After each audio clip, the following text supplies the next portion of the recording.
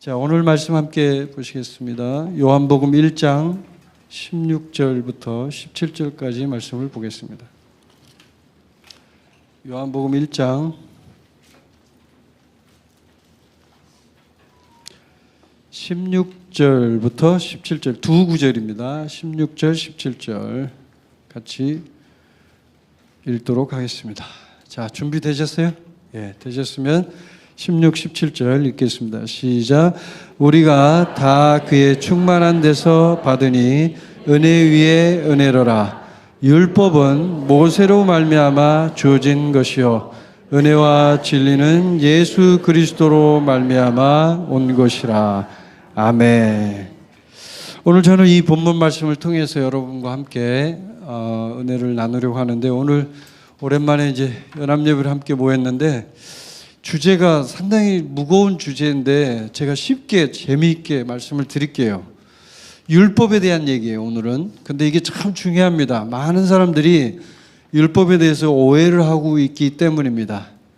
예. 그래서 오늘 설교 제목은 율법은 은혜의 반대 개념이 아니다라는 제목으로 은혜를 나누려고 합니다. 율법은 이 제목 그대로입니다.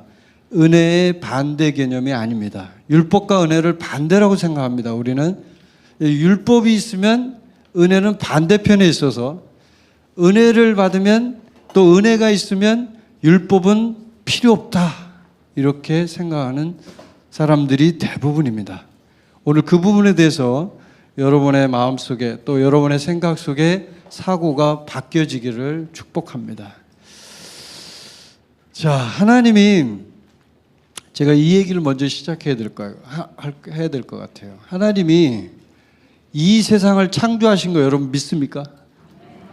하나님이 이 땅과 나, 인간, 동물, 식물 모든 걸 창조했다는 거 여러분 믿으십니까? 네, 안 믿는 분은 일단 이제 그것부터 일단 출발이 잘못된 거죠. 자, 그렇다면 창조주 하나님이 계시고 그 창조주 하나님이 인간을 창조했습니다. 인간을 창조한 이유는 뭘까요? 왜 인간을 만들었을까요? 천사도 있고 뭐 여러 종류의 창조물들이 있었습니다. 그런데 왜 인간을 만들었을까요? 목적 간단합니다. 인간과 함께 관계를 맺고 함께 소통하고 이야기하려고요. 네. 하나님의 특성을 우리는 오해합니다. 하나님은 독재자인 걸로 오해해요. 독재자. 하나님은 법을 만들어 놓고 율법을 만들어 놓고 안 지키면 다 죽여, 이렇게 이해합니다, 하나님을. 그러나 하나님은요, 인간을 사랑하시고 인간과 말하고 싶어하고 인간과 교제하고 싶어 하시는 분입니다. 그래서 인간을 창조한 겁니다. 그래서 하나님은 인간을 굉장히 소중하게 생각하고요, 또 하나님의 특성 자체가, 여러분이 열왕기서라는 성경을 읽어보신 분은 아시겠지만 제가 그런 얘기 한 적이 있어요. 하나님은요, 독재자처럼 혼자 통치한다고 생각을 하거든요, 많은 분들이. 아니에요. 하나님의 뜻, 그럼 하나님 혼자 무슨 뜻을 결정하고 이런 것처럼 이해하잖아요, 우리가. 예. 아니에요. 성경에 보면 하나님이 천국에 회의하는 장면이 나옵니다. 열왕기에 나와요. 여러분이 보세요. 그러면 그때 하나님이 혼자 독단적으로 뭔가 결정하는 게 아니고 거기 회의에 있는 많은 그 창조물들이 있죠. 하나님의 아들들도 있을 거고 천사도 있을 거고 뭐 여러 종류가 있을 겁니다. 그룹도 있을 거고 뭐 여러 종류가 있을 거 아니에요. 그 영적 존재들과 함께 서로 이야기를 합니다. 그래서 서로 이야기해서 거기에서 좋은 어떤 아이디어가 나오잖아요. 그럼 하나님이 그걸 채택을 해요. 아, 좋아. 그래. 그렇게 한번 해보자. 성경에 나옵니다, 이게. 제가 지은 얘기가 아니고요, 실제로. 그래서 하나님에 대한 개념을 우리는 그렇게 먼저 이해하고 시작해야 돼요. 하나님은 독재자가 아니야. 하나님은 우리와 함께 소통하고 싶어 해. 우리하고 같이 얘기하고 싶어 해. 우리는 그렇게 이해해서 하나님을 오해를 많이 하죠. 마치 하나님이 어떤 법을 딱 만들어 놓고 그 법을 안 지키면 다 싹 죽이는 하나님이기 때문에 하나님은 피도 눈물도 없어. 우리가 어떤 얘기를 해도 본인이 뜻을 세우면 절대로 바꾸지 않아. 이렇게 이해하는 경우도 많습니다. 맞죠, 여러분? 네. 아닌 것처럼 시침이 떼지 말고 그렇게 이해하고 한단 말이에요. 저도 그렇단 말이에요. 그래서 오해한단 말이에요. 왜 많은 그리스도인들이 신앙생활을 하다가 미끄러지는 줄 아세요? 다 여기서 문제가 발생하는 거예요. 하나님을 믿었는데 하나님이 내 기도 응답 안 해줬다 이거예요. 맞습니까? 아닙니까? 맞죠? 많은 분들이 그래요. 교회 다니다가 교회 안 나가요. 기분 나빠. 자기 교회 안 간대. 하나님 안 믿는데. 왜? 자기 기도 안 들어줬다고. 열받는다 이거예요. 하나님 있으면 뭐하냐 이거. 나한테 아무런 도움이 안 되는데. 물론 우리가 기독교 안에서 그걸 신학적으로 이해하면 하나님의 주권과 하나님의 절대적인 존엄성으로 볼 때는 잘못된 얘기죠. 우리 편에서의 얘기니까 그건. 그러나 적어도 그 사람에게 있어서 하나님은 아무 쓸모가 없는 거예요. 아무 쓸모가 없는 거예요. 제가 옛날에 아주 오래전에 본 영화에서 오래전에 옛날에 봤던 영화가 기억이 나는데 그 영화에서 어떤 사람이 그러더라고요. 하늘에다 대고 하나님이 신이 있다면 지금 이 상황을 보고 이걸 가만히 보고 있냐. 나를 좀 도와줘야지. 왜 이러고 있냐 하면서 막 하늘에다 대고 삿대질하는 그 장면을 본 게 제가 기억이 나요. 오래전에 영화에서. 인간의 마음은 다 그게 있거든요. 왜 하나님 내 병을 안 고쳐주냐 이거예요. 내가 그렇게 기도하고 그렇게 주님 앞에 울부짖고 기도하는데 왜 나를 안 고쳐주냐 이거예요. 그럼 인간이 어떻게 되는 줄 아세요? 하나님에 대해서 오해해요. 하나님 나 안 믿어. 믿어봐야 아무 소용없어. 고쳐주지도 않아. 병도 안 나. 여러분 이러한 문제들의 근간에 깔려있는 가장 중요한 개념은요. 바로 오늘 이 말씀에 나오는 율법과 은혜에 대한 개념에서 나오는 거예요. 이게 바로. 오늘 제가 그 얘기를 말씀을 드리려고 합니다. 자, 오늘 본문 말씀 요한복음 1장 16절 17절 말씀 다시 한번 읽어보겠습니다. 자, 이렇게 지금 이해를 하고 한번 다시 한번 읽어볼게요. 16절 17절 시작. 우리가 다 그의 충만한 데서 받으니 은혜 위에 은혜로라. 율법은 모세로 말미암아 주어진 것이요 은혜와 진리는 예수 그리스도로 말미암아 온 것이라. 아멘. 자, 요한 사도가 얘기합니다. 예. 우리가 다 그의 충만한 데서 받았으니 은혜 위에 은혜다. 여러분 이 말씀이 그대로 여러분 마음속에 그대로 이게 받아들여지나요? 진짜 은혜 위에 은혜인가요? 대답 안 하는 분은 아닌 거죠. 은혜 위에 은혜예요. 근데 17절이 중요해요. 율법은 모세로 말미암아 주어진 것이다. 그리고 은혜와 진리는 예수 그리스도로 말미암아 온 것이다. 자, 근데 여기서 중요한 게 있어요. 그럼 하나님이 이런 질문을 받을 수가 있죠. 왜 법을 만들었냐 이거 율법을. 율법을 안 만들고 애초에 처음부터 그냥 인간을 창조한 다음에 그대로 쭉 가서 바로 은혜로 그냥 들어가도 되는데 왜 굳이 율법을 만들어서 그렇게 힘들게 오랜 세월 동안 몇천 년 동안 인간을 고생시키고 이렇게 하셨냐? 그거는요, 우리의 사고의 오해입니다. 하나님이 율법을 주신 게 여러분 실패한 일입니까, 여러분? 대답해 보세요. 하나님 율법을 줬어요. 자, 근데 그 율법을 준 게 실패한 거예요? 하나님 일을 잘못한 거예요? 실수한 거예요, 하나님이? 대답해 보세요. 실수한 거예요? 실수 안 했습니다, 하나님은. 우리는 근데 마치 우리 신약의 그리스도인들은요, 여러분의 오늘 패러다임이 바뀌기를 축복합니다. 신약의 그리스도인은요, 마치 율법은 없어져야 할 것, 마치 율법은 뭔가 불편하고 필요 없는 어떤 것, 그렇기 때문에 존재하면 안 되는 것 같은 느낌을 갖고 살아요, 우리가. 근데 율법은 하나님이 만드신 겁니다. 아멘. 하나님, 우리가 믿는 그분이 만든 거예요. 여러분, 우리나라가 지금 이렇게 대한민국이라는 나라가 움직이고 있어요. 자, 어찌됐든 새로운 대통령이 뽑혔어요. 뭐 부정선거든 어쨌든 뭐 저는 거기에 대해서 뭐 할 말이 많은데 지금은 그 얘기 안 하겠습니다. 저는. 근데 어쨌든 뽑혔어요. 그러면 이제 그 대통령을 중심으로 국가가 움직여요. 그렇죠? 예, 잘 국가가 국민들이 행복하게 살 수 있도록 만드는 것이 국가 지도자의 의무입니다. 모든 국민이 한 명이라도 더 행복하게 살 수 있다면 내 온몸을 불살라서 국민들 위해 헌신하는 것이 지도자의 당연한 삶의 의미입니다. 자, 근데 보세요. 대통령이 이제 통치를 하는데 국민들을 다스릴 때 법이 없어요. 법이 없는 상태에서 국민들을 통치한다고 한번 생각해 봅시다. 그러면 우리나라가 어떻게 될까요, 여러분? 법이 없어요. 교통법도 없고 무슨 민법도 없고 상법도 없고 아무것도 없어요. 법이. 네, 없어요. 그냥 니들 하고 싶은 대로 해. 어떻게 될까요? 얼마 전에 결혼하신 우리 저기 형제님 한번 대답해 보세요. 며칠 전에 결혼하신 우리 김주수 형제님. 어떻게 될까요? 법이 없어요. 그냥 네 하고 싶은 대로 해. 대통령이 그랬어요. 이제 얘기를 했어. 어떻게 될까요, 형제님? 형제님이 느끼는 느낌을 그냥 한마디로 표현해 보세요. 혼란스럽다.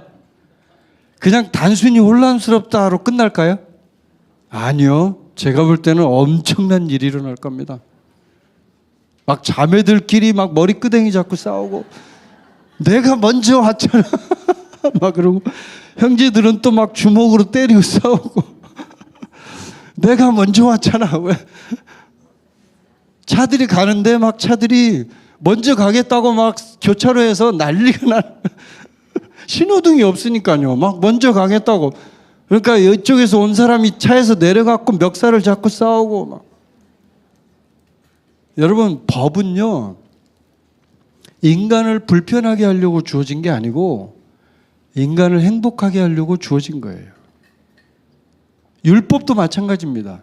하나님이 율법을 주신 것은 우리 인간이 그 율법의 굴레에서 지키는데 못 지켜서 막 죽을 것 같이 힘들게 만들려고 한 게 아니고 그 율법을 통해서 자유를 얻으라고, 그 율법을 통해서 은혜를 얻으라고 주신 거예요. 이 부분을 이해하지 못하면요, 우리는 하나님의 큰 그림을 이해하지 못합니다. 하나님은 마치 실패자인 것처럼 이해한단 말이에요. 구약은 마치 없어져야 할 책인 것처럼 이해한단 말이에요. 마치 이스라엘 백성은 쾌쾌목은 그 검은 모자 쓰고 검은 옷 입고 막 이렇게 기도하고 막 이러는 사람들, 그 율법 지킨다고 하는 그 쾌쾌목은 그 전통에 얽매여 있는 그런 사람처럼 이해한단 말이에요, 우리가. 여러분, 하나님은 지금도 여전히 이스라엘을 사랑하시고 이스라엘 백성들을 지키고 계십니다. 아멘입니까? 하나님은 이스라엘 백성들이 예수님을 안 믿는데도 그들을 사랑하신다고요. 율법을 지금도 지키는 그들을 사랑하신다고요. 왜 그럴까요? 하나님이 만들었기 때문에. 이스라엘 백성에게는 율법을 주셨잖아요. 근데 그 율법이 우리에게도 마찬가지로 연결되어 있단 말이에요, 이게. 이제 좀 이해가 되시죠? 법이란 건 그런 거예요. 우리를 행복하게 살게, 우리에게 좀 더 구체적으로, 좀 더 리얼하게, 그렇게 살 수 있도록 하려고 준 게 율법이에요. 여러분, 율법을 자세히 보시면, 성경을 읽어보신 분은 아시겠지만 얼마나 자세하고 세밀한지 느끼시죠? 그렇죠? 네, 진짜 자세합니다. 자, 그럼 오늘 본문 말씀에 있는 이 은혜 위에 은혜라는 말에 대해서 이제 잠깐 좀 설명을 할게요. 모세가 시내산에서 하나님과 대면을 합니다. 이제 모세는 율법을 받은 사람이에요. 하나님이 모세를 통해서 율법을 주십니다. 십계명을 주셔요. 자, 그때 모세가 하나님을 만났어요. 근데 모세는 죽지 않았습니다. 성경에 의하면 인간이 하나님을 만나는 순간 인간은 죽습니다. 근데 성경에 보면 모세가 하나님의 뒷모습만 봤다고 되어 있습니다. 앞모습은 못 봤어요. 앞모습 보면 죽나 봐요. 그리고 율법을 받습니다. 근데 그 율법은 하나님이 인간에게 주실 때 제가 지금 말씀드린 것처럼 선한 목적으로 주어진 겁니다. 왜 그럴까요? 왜 율법이라는 것이 주어졌을까요?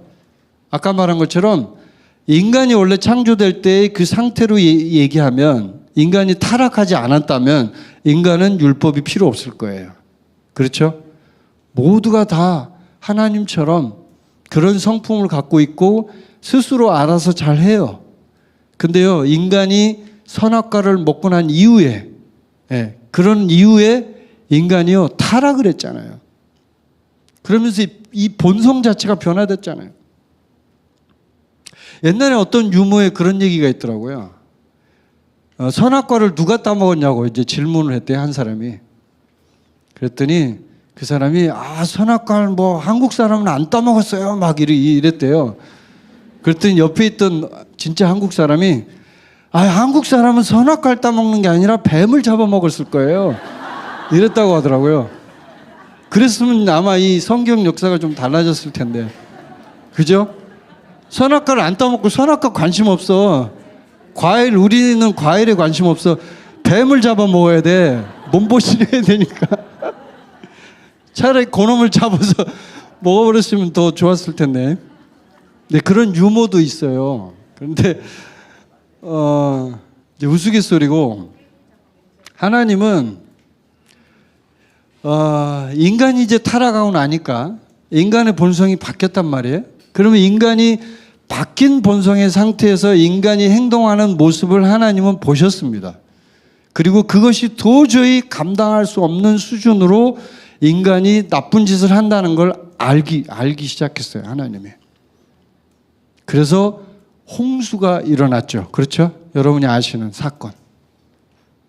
그리고 난 뒤에 하나님은 이제 새로운 계획을 세웠어요. 그게 바로 율법이에요. 바로. 근데 그 율법은 인간이 진짜 인간답게 하나님을 섬기면서 잘 살 수 있는 그런 아주 세부적인 규칙을 다 써놓은 거예요. 그래서 율법은요, 선합니다.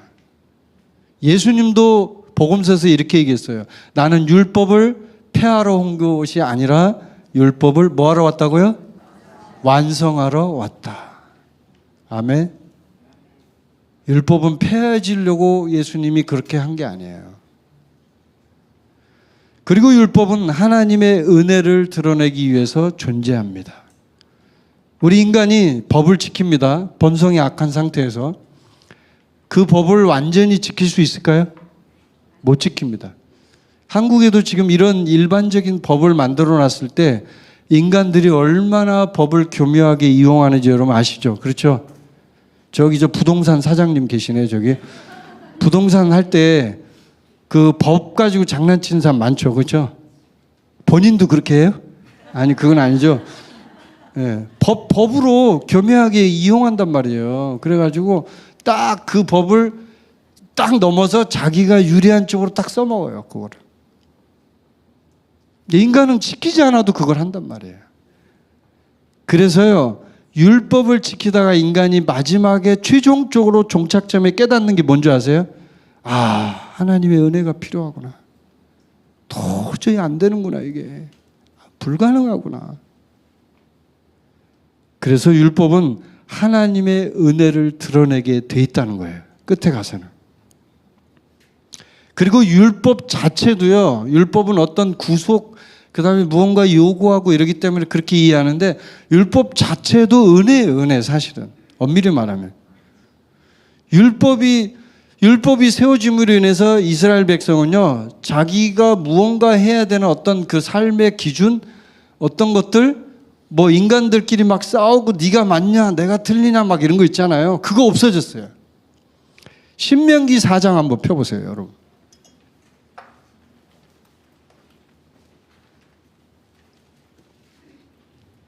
여기에 좀 중요한 말씀, 여러분이 잘 지나쳤을 법한, 그러니까 여러분이 성경 읽다 이 구절은 아마 무슨 뜻인지 잘 모르겠는데 확 지나가 버리는 구절이에요.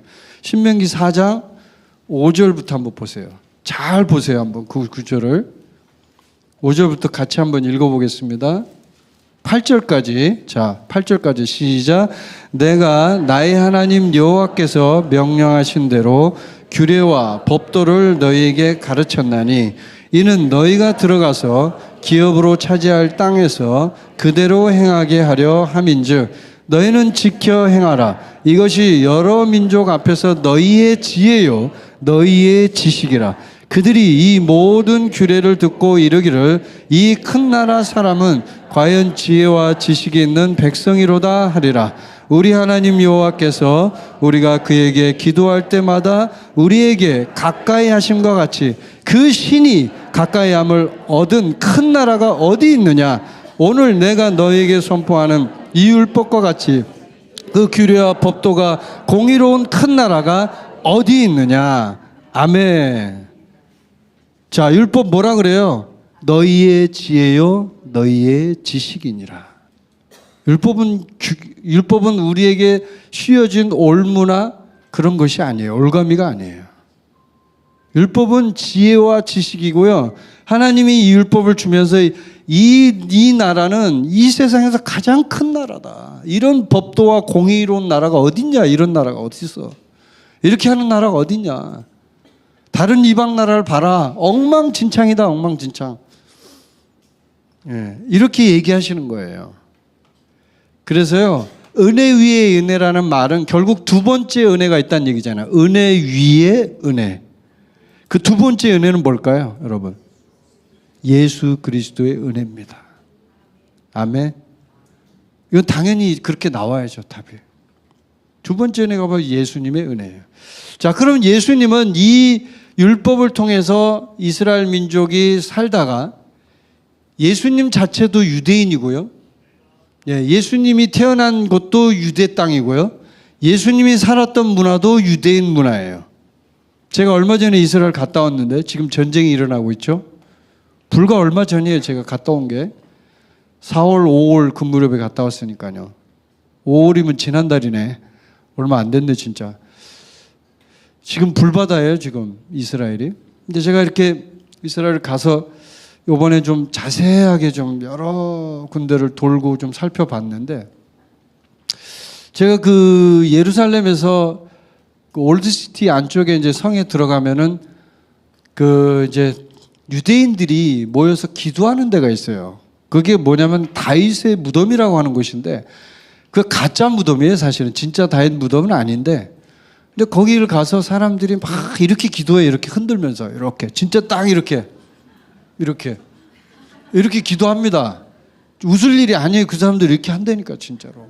여기다 빵 모자 이렇게 딱 쓰고 시커먼 옷 입고 이제 제가 이제 거기 들어갔다가 나왔거든요.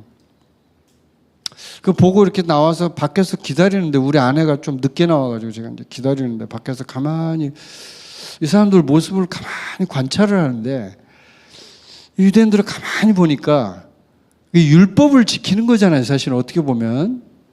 근데 얼굴 표정을 제가 봤어요. 다 얼굴이 죽상을 하고,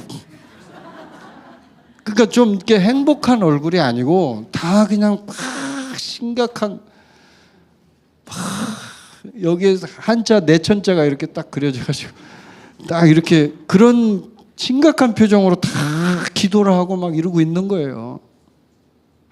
그래서 제가 그걸 보면서 저 사람들은 도대체 저렇게 하는 이유가 뭘까? 저게 행복한 일일까? 저 사람 저렇게 행복하게 하는 걸까? 의문이 드는 거예요. 내가 그 유대인들 이제 예배에 참석을 했어요. 유대인들 메시아닉 주라고 하죠. 유대인들이 모이는 예배, 이제 다른 그 현지에 계신 선생님하고 같이 가서 예배를 드리는데, 그 유대인들이 와서 예배를 드리는 거예요. 근데 얼굴 표정을 봤어요, 이제. 역시. 행복해. 얼굴이 막 웃으면서 막 환한 얼굴로 막 찬양을 하고 그러는 거예요. 그래서 제가 이렇게 가만히 생각을 해보니까 무슨 차이가 있을까? 그 안에 예수 그리스도가 있느냐 없느냐의 차이 들어가요. 보니까 이게 아멘이세요? 예수님이 있느냐 없느냐의 차이가 딱 결정적으로 보이는 거예요. 근데 예수님은 이 율법을 가지고 있는 이스라엘 백성들에게 그 율법을 지키면서 또 한편으로는 그 율법을 통해서 은혜 위에 은혜라고 표현했잖아요. 은혜를 더 높은 수준으로 끌어올리려고 하는 거예요. 예수님은. 근데 그 끌어올리는 게 율법 자체가 원래 굉장히 정교한 어떤 시스템이거든요. 그냥 지키기만 하면 되는 거예요. 무슨 다른 게 없어요. 근데 예수님은요, 이 율법보다 한 차원 더 높은 얘기를 하는 거예요. 마태복음 5장 21절에 보면 옛사람에게 말한 바 살인하지 말라. 누구든지 살인하면 심판을 받게 되리라 하였다는 것을 너희가 들었으나 나는 너희에게 이르노니 형제에게 노하는 자마다 심판을 받게 되고 형제를 대하여 라가라 하는 자는 공회에 잡혀가게 되고 미련한 놈이라 하는 자는 지옥불에 들어가게 되리라. 이렇게 얘기하는 거예요, 예수님이. 그러니까 유대인들이 들을 때는 이건 뭐야, 한술 더 뜨네. 우리는 지금 이것만 지키면 되는데 예수님은 미련한 놈이라고 하면 지옥불에 들어간다는 거예요. 그러면 율법을 뛰어넘는 거거든요, 이게. 그러니까 유대인들이 들을 때는 심각한 거예요, 이게. 이게 도대체 뭐야, 이 사람? 뭐 하는 사람이야? 예수님은요, 지금 이 얘기를 하는 이유는 뭐 때문에 이 유대인들한테 이 말을 하는 걸까요? 마태복음 5장에서. 너희들이 율법보다 더 높은 기준의 어떤 하나님이 원하는 이 조건을 니네들이 할 수 있겠냐 이 말이에요. 지킬 수 있겠냐 하는 거예요. 여러분, 지킬 수 있습니까? 우리 인간이?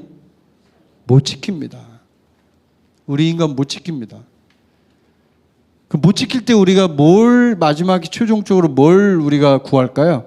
주님의 은혜를 구하게 돼 있어요. 아멘? 예. 그래서 예수님이 마태복음 5장 17절에 보면요. 펴보세요.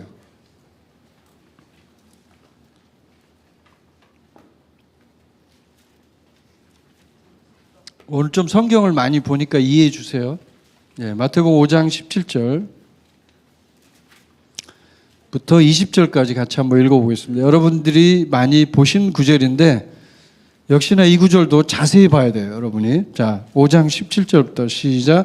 내가 율법이나 선지자를 폐하러 온 줄로 생각하지 말라. 폐하러 온 것이 아니요 완전하게 하려 함이라.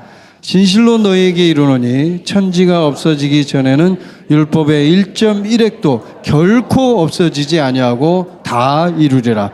그러므로 누구든지 이 계명 중에 지극히 작은 것 하나라도 버리고 또 그같이 사람을 가르치는 자는 천국에서 지극히 작다 일컬음을 받을 것이요 누구든지 이를 행하며 가르치는 자는 천국에서 크다 일컬음을 받으리라. 내가 너희에게 이르노니 너희 의가 서기관과 바리새인보다 더 낫지 못하면 결코 천국에 들어가지 못하리라. 아멘. 자, 이 말씀에서 분명히 예수님이 뭐라고 합니까? 율법 폐한대요? 아니요. 폐하지 않는데요. 자, 율법 1.1획 없어진대요? 아니요. 결코 없어지지 않는다고 예수님이 직접 하신 얘기예요. 예수님이 직접. 근데 왜 우리는 율법에 대해서 그렇게 이해하냐고요. 율법이 뭔가 잘못된 것처럼, 율법은 끝나야 되는 것처럼. 그러지 않아요. 율법은 완성되는 겁니다. 그리고요, 율법은 우리가 지킬 수 있다면 지켜야 되는 거예요. 지킬 수 있다면, 못 지키니까 안 지키는 거예요. 못 지킨다는 것은 더 높은 수준의, 더 기준을 높인 예수님의 새로운 법이 올 때 그것이 덮어지고 완성되는 거예요. 아멘? 예. 그래서 예수님은요, 율법의 궁극적인 완성이십니다. 아멘? 그래서 우리가 그렇게 이해를 해야 되는데 율법을 이렇게 이해하지 않고 출발할 때 이 얘기를 들으면 그거 우리 다 그렇게 믿고 있잖아요. 이렇게 말할 거예요, 아마 여러분이. 저도 그렇게 하는데요. 그럴 거예요.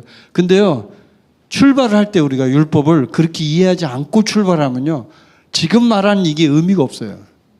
여러분이 잘못 이해하기 때문에. 하나님 나라의 방식은 뭘까요? 은혜예요, 은혜. 하나님 나라의 법은 뭘까요? 은혜예요. 아멘. 예. 자, 율법의 목적, 요건 이제 말씀드릴게요. 요건 여러분이 노트에다 기록해 놓으셔도 좋아요. 이건 제가 그냥 자료를 찾아서 발췌해서 여러분에게 그냥 알려드리려고 이건 제가 적어 놓은 건데, 율법의 목적이 5가지가 있대요. 이거는 수많은 율법 학자들과 유대인 학자들, 또 그다음에 제가 요즘 이제 유대인 유대 그 문화나 그다음에 그 유대인들의 그 유대 종교에 대해서 많이 지금 공부를 하고 있거든요, 제가. 근데 거기서 이제 제가 발췌한 건데, 첫 번째 율법의 목적 첫 번째는 뭐냐면 메시아닉 주나 유대인들이 공통적으로 하는 얘기예요. 하나님의 성품을 드러내기 위해서랍니다. 첫 번째 목적이. 그다음에 두 번째는 하나님의 백성을 성별하기 위해서래요. 구별되게 하는 거예요. 그다음에 세 번째 목적은 가르치고 인도하기 위해서래요. 가르치고 인도하려면 뭔가 기준이 있어야 되잖아요. 그래서 율법을 주신 거래요. 그다음에 네 번째는 우리를 은혜로 부르시기 위해서래요. 그러니까 율법을 지키다 끝에 가면 은혜를 찾게 돼 있거든요. 인간은 누구든지. 다섯 번째 마지막 영적인 실용적인 적용을 위해서래요. 적용을 하려면 어떤 기준이 또 있어야 되니까. 그리고 영적인 부분도 율법을 통해서 하나님이 주신 이 안에 엄청난 것들이 들어있거든요.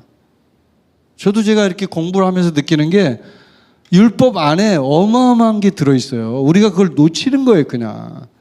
절기만 연구해도요, 여호와의 7절기 있잖아요, 7절기. 제가 그거 요즘에 이제 공부하고 있는데, 야, 엄청나요, 그 의미가. 안에 들어있는 의미가. 영적인 의미도 크고요. 그래서 이렇게 5가지 목적이 있답니다. 자, 그러면 율법은 복인가 저주인가? 여러분에게 질문하겠습니다. 율법은 축복입니까? 저주입니까? 예? 축복이죠? 지금도 저주라고 말하려고 하는데 어떤 분들이. 우리 신약시대의 그리스도인들은 율법을 저주라고 생각합니다. 근데 그건 잘못된 개념이에요. 왜 잘못된 개념이냐면 예수님은 율법을 폐하러 오신 게 아니에요. 그럼 뭘 폐하러 오셨냐면 율법에 따른 형벌을 폐하러 오신 거예요. 아멘? 율법을 폐하러 오신 게 아니라, 잘 들으세요, 이 얘기. 율법에 따른 형벌, 어떤 결과로 나타나는, 율법을 이렇게 주어줬는데 율법을 안 지키면 하나님이 벌을 내리잖아요. 그렇죠? 그 형벌을 폐하러 오신 거예요. 할렐루야. 그러기 때문에 위대하신 거예요, 예수님이. 율법은 그대로 놔두고 율법에 따른 형벌을 폐해버린 거예요. 그게 왜? 조건을 충족시킨 거예요. 그 조건을 충족시킬 사람 예수님밖에 없으니까. 모든 조건을 다 충족시켜야 되거든요, 율법의 조건을. 예수님이 한 번에 그냥 한 방에 다 끝내버렸어요. 그러니까 아무도 말을 못하는 거예요. 마귀도 말을 못해요. 예수님이 딱 다 하니까 찍소리도 못하는 거예요. 그래서요, 유대인들이 예수님을 믿기가 참 어렵거든요. 진짜 굉장히 어려워요, 유대인들이. 근데 제가 이제 유대인들 이제 공부를 하면서 제가 느낀 건데, 유대인들이 예수님을 안 믿는 이유는 이제 그런 게 있대요. 예수님이 메시아가 아니다 이렇게 이제 믿거든요. 이유가 있대요. 그거를 한 4가지 정도를 제가 이제 정리를 해서 여기다 써갖고 왔는데, 첫 번째는 뭐냐면 예수는 세계 평화를 이루지 못했대요. 유대인들이 주장하는 그게. 두 번째는 예수는 제3성전을 세우지 못했다 이거예요. 그거 지금 얘기도 아닌데. 세 번째는 예수님은 모든 유대인을 이스라엘로 귀환하지 못했대요. 알리야를 시키지 못했다는 거예요. 네 번째는 예수님은 온 세상에 하나님을 아는 지식을 다 전하지 못했다는 거예요. 자, 이 4가지 이유예요. 유대인들이 말하는 거예요, 이게. 이 4가지 이유가 언제 이루어질까요? 예수님이 재림하실 때. 아멘? 이루어질 거예요. 아직 이루어지지 않은 것 뿐이에요. 근데 유대인들은요, 예수님이 이렇게 안 했기 때문에 메시아가 아니라는 거예요. 메시아가 아니라는 거예요. 그리고 이제 가장 중요한 게 뭐냐면, 제가 이제 이번에 이스라엘 가서 그 이야기를 하면서 들은 건데 굉장히 충격적이었던 게 하나가 제 가슴 속에 탁 하나의 그냥 점을 딱 찍고 그냥 그게 딱 제 가슴 한켠에 딱 이렇게 각인이 돼 버린 건데 뭐냐면 유대인들하고 유대인들에 대한 얘기를 듣는데 그러더라고요. 유대인들은요, 예수님을 믿으면 그게 이제 이단이 된대요. 이단. 그러니까 완전히 그 사이비 종교 같이 된대요. 그래서 왜 그러냐? 그랬더니 이 유대인들은요, 유일신을 믿는데요. 그러니까 하나님 한 분 하나님만 믿기 때문에 만약에 다른 신을 믿게 되면 그러면요, 그거는 완전히 우상숭배가 된대요. 예수님이라는 분도 신이잖아요. 어떻게 보면 우리 입장에서는. 그러니까 다른 신을 믿는다고 생각하는 거예요. 유일신 개념으로 가니까. 제가 그 얘기를 듣는데 충격을 받았어요. 아주 단순한 얘기인데 진짜 그런가? 근데 진짜 그렇더라고요. 유대인들은 그 기독교인들을 어떻게 생각하냐면요, 완전히 더럽고 혐오스러운 이방 종교를 믿는 이단 사이비 그 수준 이상이에요. 완전히 그렇게 이해를 해요. 기독교인을. 이해되시죠? 제 말이? 그 정도로 싫어해요. 왜 그러냐면 얘네들은 다른 신을 믿는 거라는 거예요. 우상숭배를 한다는 거예요. 유대인들이 얼마나 우상숭배에 대해서 철저한지 여러분 아시죠? 성경에 우상숭배 때문에 유대인들이 패가망신한 거 아시죠? 하나님은 거기에 철저하게 응징을 하시고 또 심판하셨기 때문에 유대인들은, 지금의 유대인들은요, 이 우상숭배에 대해서는 두드러기가 날 정도로 싫어해요. 근데요, 기독교인이 예수님을 믿는다고 하니까 자기들은 예수라는 사람 믿지도 않는데 그렇게 싫어하는 거예요. 우상숭배한다고 생각하는 거야, 이 사람들은. 제가 그 얘기를 듣고 이 유대인들이 예수님을 어떻게 믿을 수 있을까? 세상에. 어떻게 이들을 전도해야 되는가? 도대체 이 꼴통들을 어떻게 해야 되는가? 와, 진짜 이거 답이 안 나오더라고요, 제가. 근데 이제 유대인들을 전도하는 그 메시아닉 주들 중에 이제 유대인이면서 전도하는 분들 있잖아요. 그분들이 주로 많이 사용하는 방법이 있대요. 그 중에 하나가 이사야서 53장을 유대인들에게 읽게 하고 그 53장을 통해서 예수님을 전하는 방법이 가장 좋은 방법이라는 거예요. 근데 유대인들이 최근에는 이사야서 53장 읽기를 안 한답니다. 원래는 토라 포션이라고 그래서 1년에 쭉 읽는 게 있거든요, 이게. 그때 이사야서도 쭉 읽어요. 원래 이사야서가 굉장히 중요한 선지서고 이게 케투빔이기 때문에 꼭 읽어요. 근데 이사야서 53장만 딱 빼놓고 읽는데요. 왜 그럴까요? 이걸 읽으면 유대인들이 이상해지는 거예요. 이상하거든. 이게 지금 여기서 말하는 이게 도대체 누군가? 근데 이거를 이제 랍비들이 최근에 그 근대에 와서는 이 이사야서 53장에서 말하는 이것이 바로 유대인들 전체를 얘기한다라고 이렇게 해석을 한대요, 자꾸. 근데 여러분, 이사야서 53장 읽어보면 어떤 전체적인 공동체를 얘기하는 느낌이 듭니까? 아니면 어떤 한 사람을 얘기하는 느낌이 듭니까? 예? 문맥을 보고 문장을 보면요, 국어의 국자도 모르는 진짜 무식한 사람도 이거 읽어보면 이건 한 사람을 얘기하는 것 같은 느낌이 딱 들잖아요. 그러니까 유대인들이 이 부분에 대해서 굉장히 힘들어합니다. 자, 이사야서 53장 한번 펴보세요. 제가 이 부분은 좀 빠르게 짧게 설명을 해드리고 넘어갈게요. 유대인들이 이사야서 53장을 어떻게 받아들이는지 잠깐만 설명해드리고 그리고 오늘 말씀을 마무리하도록 하겠습니다. 자, 53장 1절부터 1절부터 이제 보는데 1절부터 12절까지를 한번 읽어볼까요? 한번 읽어봐도 굉장히 도움이 많이 되니까요. 자, 유대인들이 이 구절을 읽는다고 생각하는 느낌으로 한번 읽어봐요. 유대인들이 읽을 때 어떻게 될까? 이런 느낌으로. 자, 1절부터 12절까지 좀 길지만 읽어보도록 하겠습니다. 시작. 우리가 전한 것을 누가 믿었느냐? 여호와의 팔이 누구에게 나타났느냐? 그는 주 앞에서 자라나기를 연한 순 같고 마른 땅에서 나온 뿌리 같아서 고운 모양도 없고 풍채도 없은즉 우리가 보기에 흠모할 만한 아름다운 것이 없도다.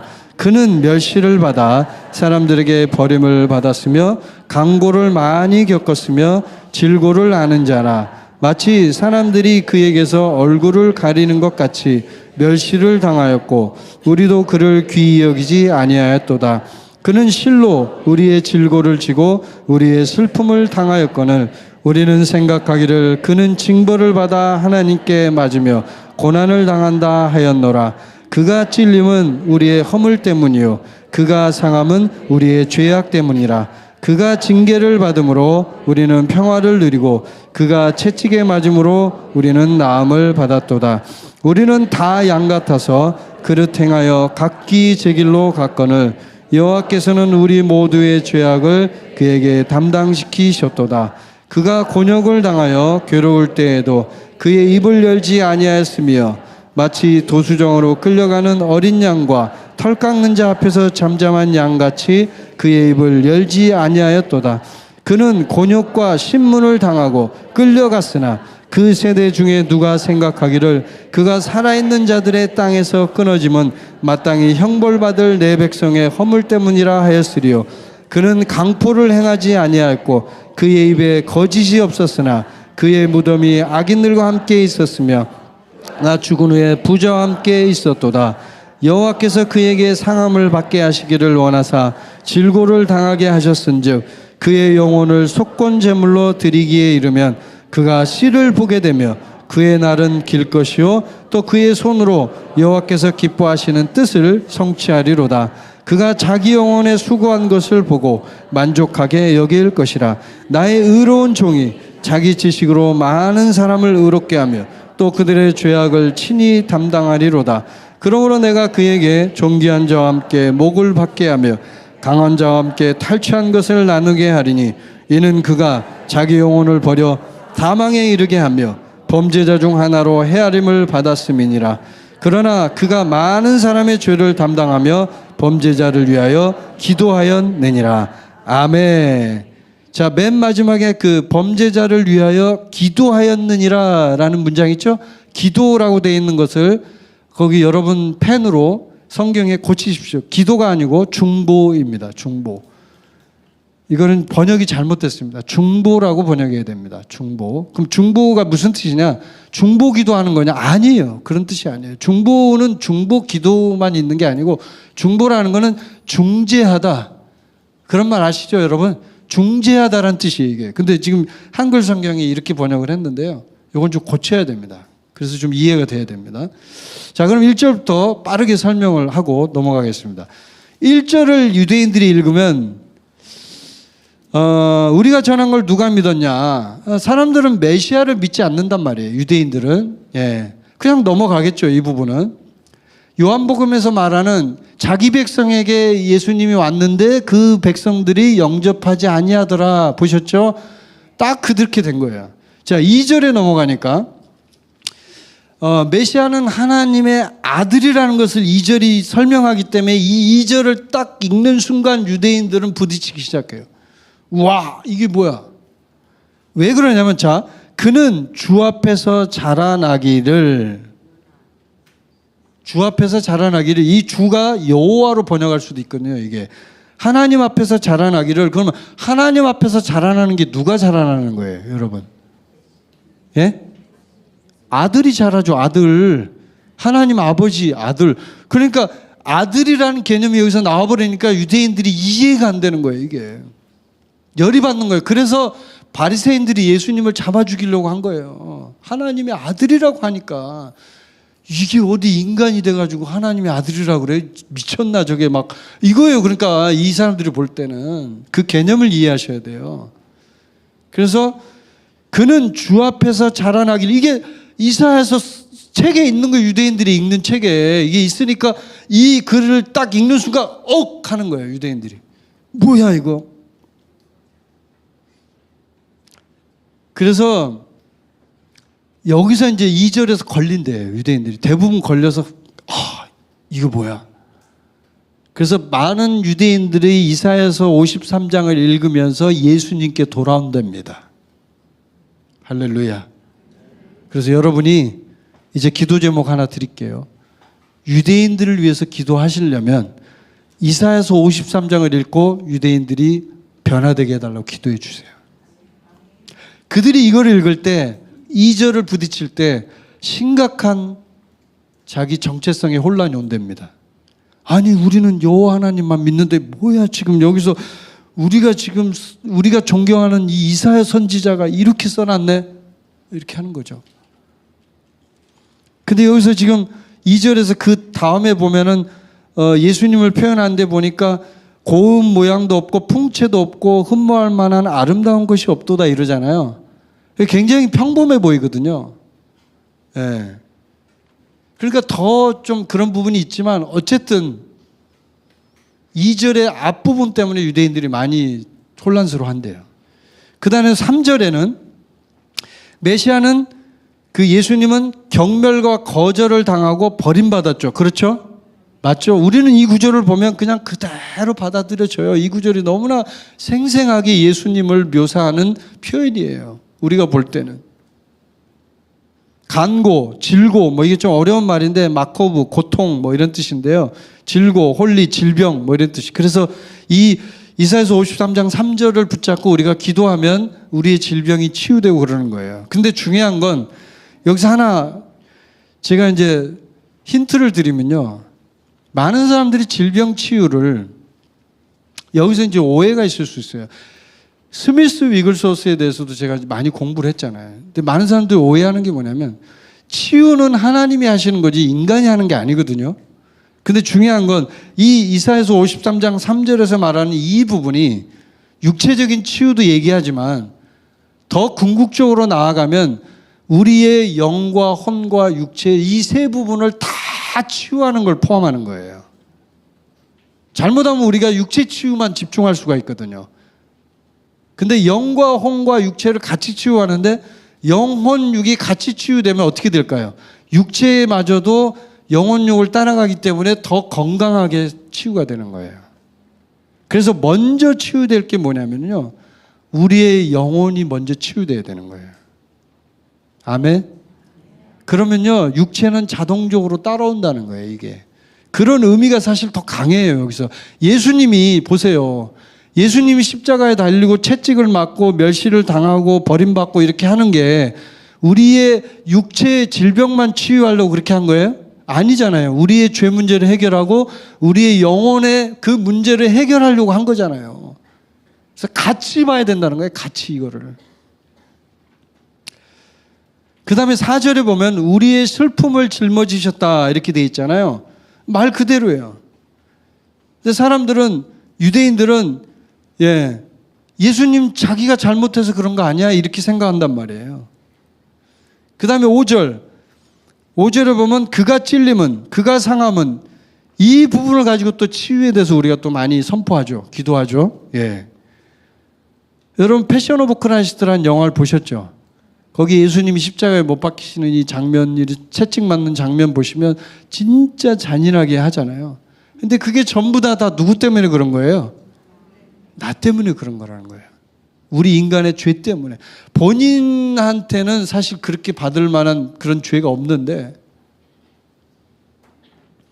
그리고 메시아는 채찍에 맞음으로 우리를 고쳤다는 거예요. 예수님이. 근데 이 고쳤다는 게 지금 제가 말씀드린 것처럼 다 포함하는 거예요. 다 포함하는 거예요. 자, 7절을 보세요. 7절. 7절은 그가 곤욕을 당하여 괴로울 때도 그의 입을 열지 아니하였으며 마치 도수장으로 끌려가는 어린 양처럼 그의 입을 열지 아니하였도다. 예수님은 자기 자신을 변호하지 않았어요. 변호 필요 없어요. 그냥 잠잠히. 왜 그랬을까요? 이유는 딱 하나예요. 우리 때문에. 자기의 사명을 완성하기 위해서. 그 다음에 8절에 그는 곤욕과 신문을 당하고 마찬가지예요. 거기에 써 있죠. 내 백성의 허물 때문이라 하였으리요. 그 다음에 9절은 예수님은 거기에 이제 9절에 보면은 여러분 보세요. 그는 강포를 강포란 말은 이제 폭력적인 어떤 그런 걸 말하거든요. 그걸 안 했다. 예수님은 그거 힘이 있었습니다. 그러나 하지 않았습니다. 거짓이 없었고 나중에 악인들과 함께 있었죠. 그렇죠? 어떤 사람 강도들하고 같이 십자가에 못 박혔어요. 예수님이 강도들하고 같이 놀 군번입니까? 아니잖아요. 근데 강도들하고 죄인들하고 같이 있었고 이 말씀 그대로예요. 그 다음에 그가 죽은 후에 부자와 함께 있었도다. 이게 무슨 말이냐면 아리마대 사람 요셉이 무덤을 했잖아요. 부자였어요, 이 사람이. 그대로 이루어지는 거예요. 그대로 이 예언이. 그 다음에 10절 하나님께서 그에게 상함을 받게 하시기를 원하사 질고를 당하게 하셨은즉. 그건 이유가 뭐예요? 속건제물로 드리면 그렇게 하면 우리 모두 인류가 예수님을 믿는 사람들이 하나님의 자녀가 되니까요. 그의 씨를 보게 되니까. 그 뜻이에요, 이게. 그러니까 이런 구절들이 쭉 나올 때 유대인들이 이 구절을 읽으면요. 유대인들은 우리보다 이 구절을 읽을 때 훨씬 더 강하게 이걸 받아들여요. 여러분. 우리는 이게 와닿지 않을 수 있죠. 근데 유대인들은 이 구절 하나하나 문장, 단어 하나하나가 완전히 그냥 쫙 빨려 들어온단 말이에요. 이걸 읽는데 아니 이 사람이 도대체 누구야 이렇게 할 거 아닙니까? 이 사람 누구야? 근데 그 사람이 예수님이라는 걸 아는 순간 통곡이 나오는 거예요. 통곡이. 이게 예수였다니. 아, 이게 예수님이었다니. 여호와께서 기뻐하시는 뜻을 성취하리로다. 10절 후반부에 이렇게 얘기하잖아요. 자, 그 다음에 11절 보세요. 자, 11절 같이 한번 읽어볼게요. 시작. 그가 자기 영혼에 수고한 것을 보고 만족하게 여길 것이라. 나의 의로운 종이 자기 지식으로 많은 사람을 의롭게 하며 또 그들의 죄악을 친히 담당하리로다. 아멘. 예수님은 수많은 사람을 의롭게 했어요. 그렇죠? 예. 그들의 죄악을 담당했어요. 이 구절을 읽는 순간 유대인들이 그렇게 그 죄 문제를 해결하려고 제사 드리고 절기를 지키고 욤키프르 대속제일에 가서 그냥 그렇게 통곡을 하면서 기도하고 하잖아요. 유대인들이. 이게 그냥 이 구절을 읽는 순간 한 방에 그냥 끝나버리니까 유대인들이 통곡이 안 나올 수가 없는 거예요. 예수님 얘기만 들으면 이 구절이 이사야서 53장을 통해서 유대인들이 이걸 알기만 하면요 그냥 그대로 뚫려버리는 거예요 이게. 자 12절 마지막으로 읽고 우리 마무리하도록 하겠습니다. 시작. 그러므로 내가 그에게 존귀한 자와 함께 몫을 받게 하며 강한 자와 함께 탈취한 것을 나누게 하리니 이는 그가 자기 영혼을 버려 사망에 이르게 하며 범죄자 중 하나로 헤아림을 받았음이니라. 그러나 그가 많은 사람의 죄를 담당하며 범죄자를 위하여 중보하였느니라. 아멘. 자, 예수님은 죄인들을 위해서 중보했어요. 중보 무슨 뜻이에요? 중재했어요. 중재는 이쪽과 이쪽 가운데 서서 양쪽을 서로 연결시켜주는 브릿지, 다리 역할을 하는 걸 중재라고 합니다. 그래서 구약과 신약은 별개의 책이 아니에요. 결론적으로 말씀드리면 율법과 은혜는 별개가 아니에요. 율법과 은혜는 서로 연결되어 있어요. 율법도 은혜로 오는 거고 은혜도 율법에서 오는 거예요. 아멘. 그리고 구약도 신약을 통해서 완성되는 거고 신약도 구약을 통해서 완성되는 거예요. 아멘. 그래서 결국은 예수 그리스도가 이 모든 것을 다 담당해서 중재를 함으로 인해서 마지막 끝내게 된 거예요. 아멘. 그래서 이제 오늘 여러분에게 이 율법에 대해서 율법과 은혜에 대해서 말씀드렸는데 율법은요 은혜의 반대 개념이 아니에요. 아멘. 예, 우리가 율법을 지킬 필요가 없을 뿐이지 율법은 폐해지지 않았습니다. 율법은 완성됐습니다. 그러므로 우리는요 그 율법이 하나님이 나에게 찔림을 준다면 내 마음에 찔림을 준다면 그것보다 더한 것을 하나님 앞에 지켜야 되는 거예요. 사실은. 아멘. 예, 우린 지킬 수 없죠. 그럴 때 우리는 어떻게 합니까? 예수께 나아갑니다. 성령님께 나아갑니다. 우리가 할 수 있게 도와주십시오. 성령님 인도해 주십시오. 이렇게 나아가는 거예요. 그래서 오늘 이 말씀을 제가 나누면서 여러분이 유대인에 대한 어떤 그 좀 관점, 그다음에 어떤 그 패러다임, 시각을 좀 바꾸셨으면 좋겠어요. 그리고요, 또 하나는 율법에 대한 관점. 예, 좀 잘못 이해하는 분들 많습니다. 율법은 완전히 없어져야 될 거, 필요 없는 거, 쓸데없는 거. 아닙니다. 율법은 우리를 행복하기 위해서, 우리가 잘 되기 위해서 하나님이 만든 거예요. 그리고 하나님의 작품입니다. 그러므로 그 율법을 통하여 우리가 이 자리에 온 것입니다. 아멘. 예, 여러분 모두 사랑하고 축복합니다. 자, 기도하겠습니다.